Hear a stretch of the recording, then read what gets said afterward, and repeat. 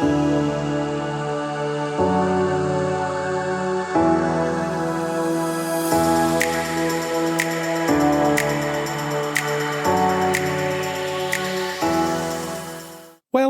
to the Causey Consulting Podcast. You can find us online anytime at causeyconsultingllc.com. And now, here's your host, Sarah Causey. Hello. Thanks for tuning in. In today's episode, I want to talk about fake job openings and bogus optics. And drum roll, please. I told you so. I'm not going to be shy in saying so because it's true. I did. I warned you about this. I warned you on this podcast, and I warned you repeatedly in my blog that some of these help wanted signs, some of these jobs getting posted were not even going to hire anybody. You would be amazed at some of the mansplainers, the bots, the trolls, probably paid shills that came after me when I started whistleblowing on that, but I don't care. In fact, whenever I would see on social media or on YouTube, if somebody seemed to be honestly inquiring, in earnest, why is this happening? What is going on? I would write a response. And on one channel, there was a mansplainer that really got butthurt and mad at me. I don't know why, but he seemed to take it, assuming it was an actual person. It could have been a bot pretending to be a human man, who knows? But he seemed to be very offended by my assertion that some of these people put a help wanted sign up in order to get their PPP loans, and then the signs just never really came down, yet they weren't actually hiring anyone either. As I say repeatedly, in my opinion, if you wait to be officially told something, you're waiting too late. If you're waiting to hear a proclamation from some politician or some talking head out in the news media, in my opinion, you are waiting too late. You're getting your news and your information too late to make a good, informed decision about what's best for yourself and your family. You may disagree with that, and that's cool. I'm just giving you my opinion as I see it. So on March 20th, there was an article put out on the Wall Street Journal titled, "Job listings abound, but many are fake." The byline reads, "In an uncertain economy, companies post ads for jobs they might not really be trying to fill." Well, you don't say. Somebody that's involved in the job market every single day, talking to both clients and candidates in real time. Yeah, no duh. I warned you about things like evergreen job orders, talent pipelining, hiring managers looking for Tony Stark, genius, billionaire, playboy, philanthropist. Now, we want him full RTO. He needs to live within a 25-mile radius of middle of nowhere. We're only going to pay him $50K, but we need to have that genius who graduated from MIT at the age of 15 and who could start a multi-billion-dollar company overnight. Can you find that for us? Okay, thanks. And if not, that's cool. We'll just leave the job posting up forever and ever, amen. Some people put up those signs to get their PPP loans, and they never took the sign down. Some of them are hoping through magic, I guess, that Tony Stark is going to walk in the door and beg them for a job. They might have somebody that's teetering on the edge. Maybe they're thinking about firing that person, but they're not totally sure. But if they found Captain Amazing in the meantime, they would. This is reality. I'm not telling you that it's right, and I'm not telling you that I agree with it. I'm telling you this is reality. I go back again to Jed Hill's speech in Malice. This is the here and the now. So in this Wall Street Journal article we find, a mystery permeates the job market. You apply for a job and hear nothing, but the ad stays online for months. If you inquire, the company tells you it isn't really hiring. I'll butt in and say, most of the time they don't tell you that. I would say a lion's share amount of the time, you're either going to get something vague and nebulous, which is sort of a non-answer really. Oh, we're still weighing resumes, we're still decisioning, we don't know yet. Or you just flat out get ghosted and you hear nothing. Most of the time, they're not going to come right out and say, oh, oops, yeah, we posted that ad and just never took it down. Sorry. Most of the time, they're not going to be that honest. But okay, we'll roll with their assumption that if you inquire, the company will flat out tell you they're not really hiring. Not all job ads are attached to actual job. It turns out the labor market remains robust. Oh God, still that. The labor market remains robust, with 10.8 million job openings in January, according to the Labor Department. At the same time, companies are feeling budgetary strains and some are pulling back on hiring. Though businesses are keeping job postings up, many roles aren't being filled, recruiters say. Hiring managers acknowledge as much. In a survey of more than 1,000 hiring managers last summer, 27% reported having job postings up for more than 4 months. The absurdity in that. Among those who said they advertised job postings that they weren't actively trying to fill, close to half said they kept the ads up to give the impression the company was growing, according to Clarify Capital, a small business loan provider behind the study. I'm going to butt in again and say, I told you about that too.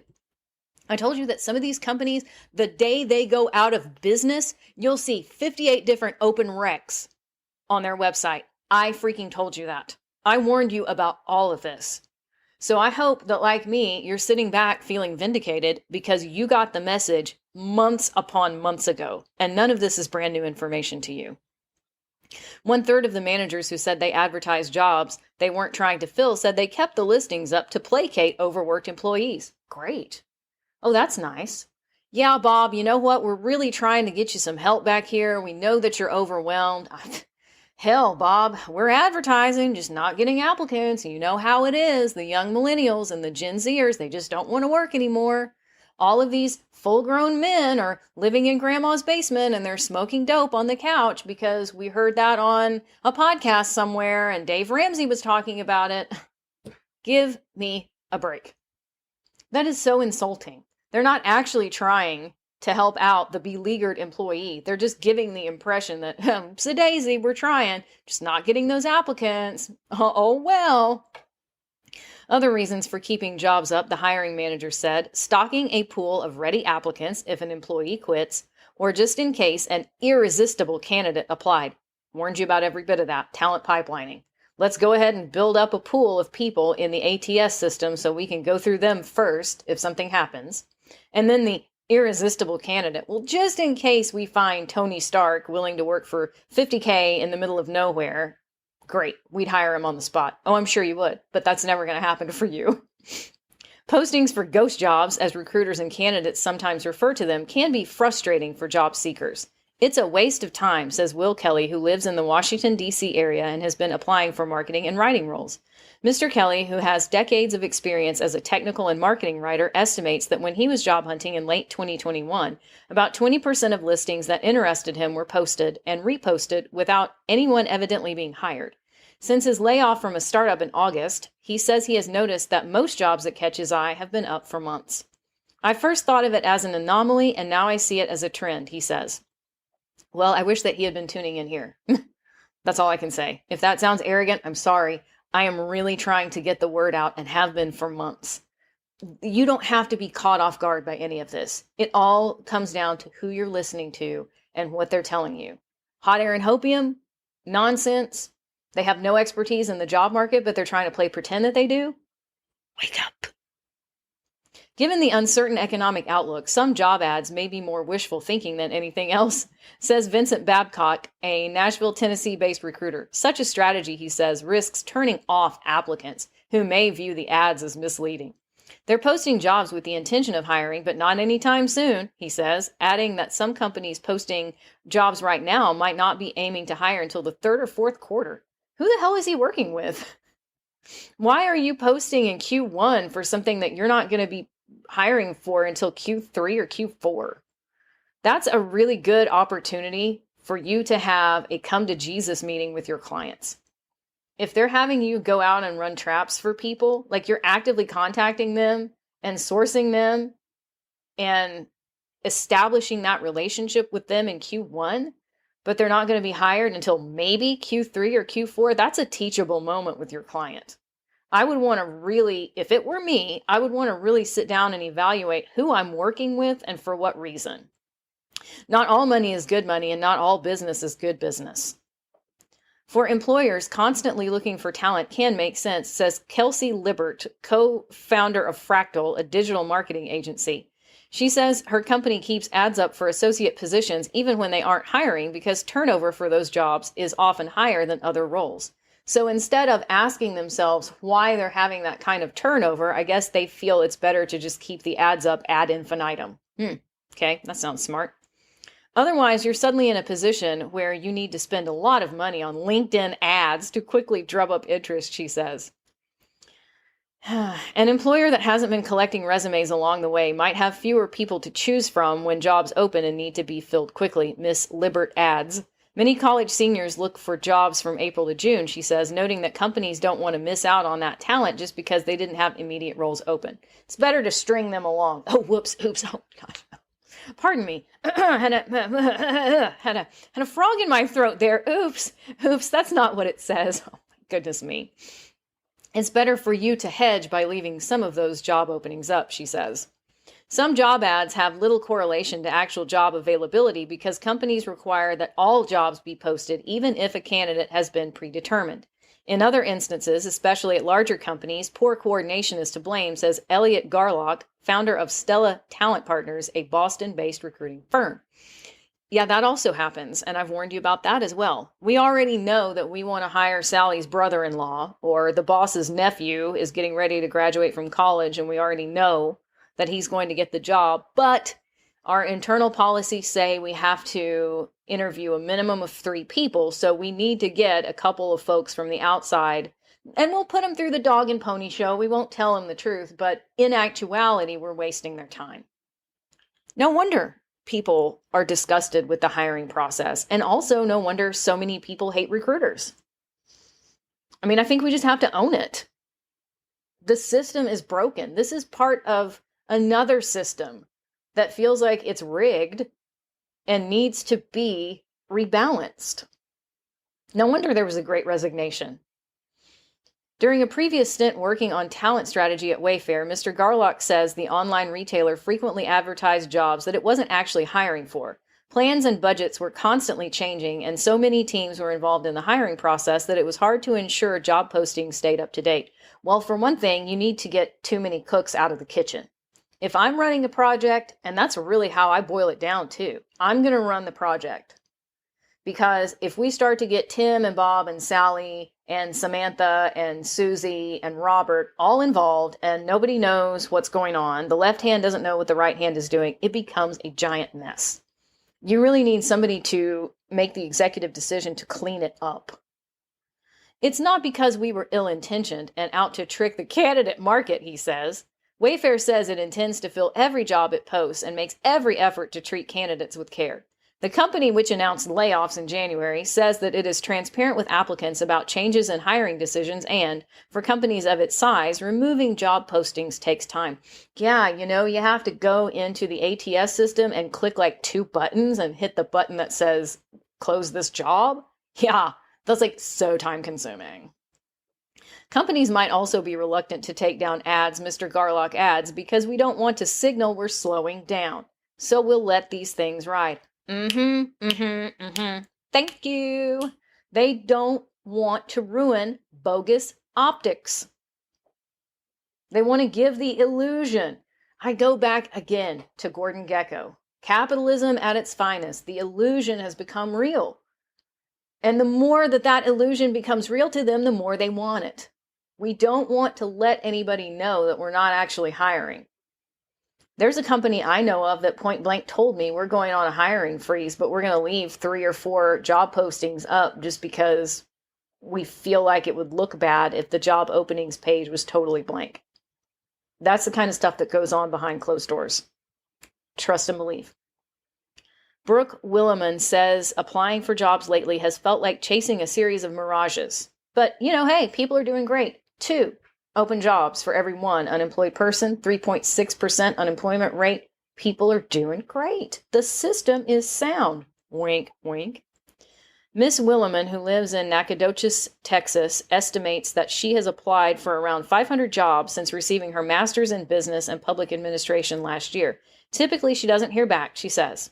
When she does locate someone to talk to, she frequently hears the role isn't being filled at all. Well, one thing that I would say is that is an anomaly. At least they're telling her something. Ghosting is more the case du jour. Most of the time, you just flat out don't hear jack squat. Miss Williman, 23, recently applied for a job at Nationwide Insurance. As part of her application, she put on makeup, a blazer, and jewelry, and sat before her computer and recorded answers to a series of automated job interview questions, doing multiple retakes for each question before she was satisfied. Soon after, she received an email telling her that the company had decided not to fill the role. It's really disheartening, she says. I would butt in and say, it's that way too if you get stood up. It's that way if you drive somewhere for an in-person interview or you get gussied up to be on Zoom and then the person no-shows.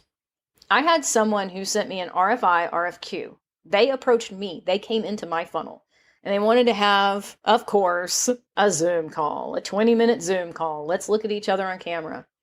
So I had to spend the extra time to curl my hair and put on makeup and put on a dress shirt because, as you know, as you frequently hear, cows mooing and sheep's baaing, I live on a working farm and ranch.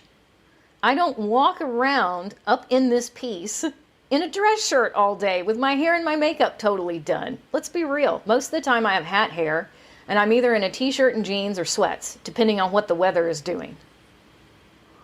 So I do all of the zhuzhing up and making myself look good and presentable and professional because that matters to me. Here's a little free tip from me to you. Take this as you will. As I always say, I don't give you advice. I will slide a little free tip across the table, though, to you. These people that say, just come as you are. If you're in a sweatshirt, that's fine. We're casual. We don't care. Take a class on unconscious bias and then get back to me. Because people will make decisions about how you look. If you show up in a rumpled sweatshirt looking like you just rolled out of bed, they're going to judge you for that. I'm not telling you it's right and I'm not telling you it's fair, but they will. See, the interviewer is in a different position than the interviewee. So if the interviewer wants to show up looking like they just rolled out of bed, which I once had a mansplainer do, this mansplainer tried to tell me about the Nixon-Kennedy debate, even though he looked like he's probably 10 years younger than I am. And I'm going, was you there? No, you weren't. And why are you mansplaining this to me? It has no context to anything. It was super weird. But the guy was rumpled and disheveled. He looked like he had either just finished a workout at the gym or just rolled out of the bed. And he had like a really tacky backdrop up, like of a casino or something. Everything about this process was ghastly with that guy. But from his perspective, he was the interviewer and I was the interviewee. So I had to comb my hair and put on makeup and put on a dress shirt to sit there while he looked like he just played basketball or just rolled out of the bed, put on a really tacky Zoom background and sat there and act like an arrogant turd the whole time. So my point is, yeah, it's disheartening and yes, it's frustrating to sit there, to get prepared and to be ghosted, or to go through the dog and pony show of the interview only to be told, oops-a-daisy, we're not going to fill that, or, oh, we already had somebody in mind, we just needed to do some compare and contrast, but we sure do thank you anyway. I'll continue to read. Nationwide said that its business needs occasionally change after roles are posted. Oh, right. And that the company tries to communicate and manage applicants' expectations. It says it doesn't post ghost jobs and has hired more than 600 external candidates since the start of the year. To avoid ghost ads, Scott Dabrowski, Vice President of Communications at job site Indeed, recommends looking for detailed job descriptions. More specific, such as schedules or a clear list of responsibilities, might indicate that an employer is serious, he says. He also advises checking the timestamp on ads to ensure they were posted recently. Every month, Indeed removes millions of job postings that don't meet its standards from the website, including inactive job postings, he says. Indeed says it has recently seen more employers dial back their recruiting efforts. Job postings on the site have fallen by 11% since the start of 23. Many companies are proceeding with caution, he says, end quote. Yeah. I would say obviously you need to check the timestamp, but just because they have specifics about a Monday through Friday schedule or a clear list of responsibilities, that doesn't mean it's a bona fide ad. It doesn't. I'll say it again. I hope that none of this is hitting your ear by surprise. I hope that you've been with me for a while now. But if not, if you are a brand new listener, or if someone has cared enough about you to share this episode, or to just recently share my podcast or my blog with you, welcome. I'm glad that you're here. The thing of it is, if you're only just now cluing in that, a crap storm be a brewing, you're behind the 8 ball. And I would highly, if it were me, okay, I don't give you advice, I don't tell you what to do. If it were me, I would highly recommend to myself that I get my behind in gear. I would want to get caught up. I would want to have some preps. I would want to get that RTO survival plan if that's relevant, get the job loss survival plan, determine what I would do if my freelancing opportunities dried up on a dime. I would want to war game those things out ahead of time. And I definitely would not want to listen to the hot air and hopium crowd, because I feel like some of those people are like the Pied Piper of Hamelin. They're going to play their flute and lead you right off of a cliff. By the time that you're officially told, by the time something like that appears in mainstream media, some of these job ads are fake, you guys. It's too late. It's too late. By the time they tell you that we don't actually have a 3.6% unemployment rate and there's not actually 2 legit open jobs for every 1 unemployed person, and people that are getting laid off are languishing on the market in some cases for months, by the time they tell you that, you've waited too late, in my opinion.